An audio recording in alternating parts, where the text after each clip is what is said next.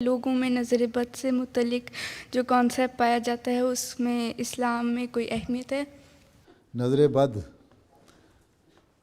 بات یہ ہے کہ انسان میں جہاں تکبر پیدا ہوتا ہے اپنے اوپر ہی نظر لگ جاتی ہے اپنی، ٹھیک ہے. کسی کی نظر بد سے کیا ہونا ہے، ٹھیک ہے. مطلب ایک دفعہ ایک جگہ یہ بھی روایت ہے کہ جو ماں کی نظر ہے اپنے بچے پہ لگ جاتی ہے.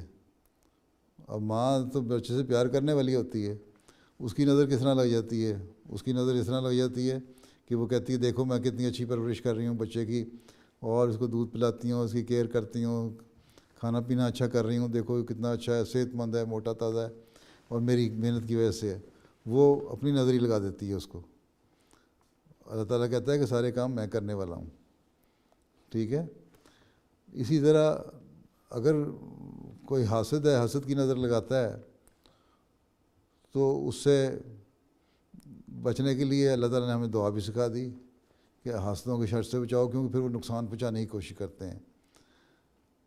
باقی بعض لوگ جو زیادہ یقین رکھتے ہیں نا نظر بد پہ، ان کو پھر نظر اس طرح لگ جاتی ہے، وہ کسی کی نظر دیکھ کے نا خود ہی گھبرا کے نا، اب مثلا کوئی کھانا کھا رہا ہے نا تم تو، اور اس کو یقین ہے کہ فلاں جو لڑکی ہے وہ بری نظر سے مجھے اس کی نظر بد لگ جاتی ہے، تو تمہارے ہاتھ کانپنے لگ جائیں گے، تمہارے ہاتھ سے لقمہ گر جائے گا، تم کہو گی دیکھو اس کی نظر بد لگ گئی، حالانکہ وہ نفسیاتی اثر تمہارے اوپر پڑ رہا ہوتا ہے، ٹھیک ہے. تو اس طرح نظر بد کوئی چیز نہیں ہے. اصل چیز یہ ہے کہ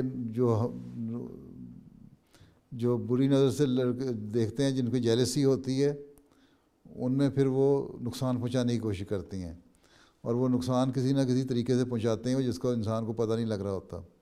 باقی صرف براہ راست نظر سے کچھ نہیں ہوتا. اگر تم اللہ پہ یقین رکھنے والی ہو، حاسدوں کی حسد سے بچنے کی دعا کرنے والی ہو، اس لیے کہتے ہیں رات کو بھی سوتے ہوئے تینوں کل پڑھ کے سویا کرو، ہیں اللہ تعالیٰ ہر شر سے بچا کے رکھے، اور آیت الکرسی پڑھ کے سویا کرو، اللہ تعالیٰ اس سے بچا کے رکھے. تو اتنا کوئی نہیں ہوتا، نظریں بد نہیں لگتی. جو یقین نہیں کرتے ان کو کوئی نظر بد نہیں لگتی. جن کو وہم ہو جاتا ہے ان کو نظر بد لگ جاتی ہے. ٹھیک ہے، اس لیے تم پرواہ نہ کرو، تمہیں کوئی نہیں نظر لگے گی. لاحول پڑھ لیا کرو، لاحول والا قوت الا باللہ پڑھ لیا کرو، ٹھیک ہے. چلو. جزاک اللہ.